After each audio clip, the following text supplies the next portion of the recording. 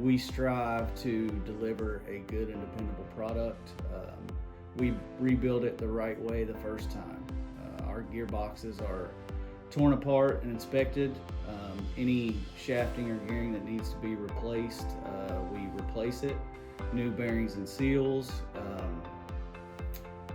We test the reducers, bidirectional no load spin test for 1 hour before we send it out. Our motors are also taken apart, bearings replaced, dipped and baked. We also rewind them if needed. They're surge tested to twice the rated voltage times 1,000.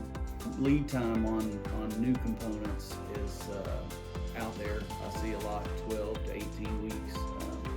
This stuff we have here is on hand and ready to be rebuilt and sent to the customer. We have a good customer in the salt industry. He had a drive underground that was having vibration issues, and we had the reducer here, and we were able to rebuild it and send it to them the same day. That way they could change the reducer out and get back up and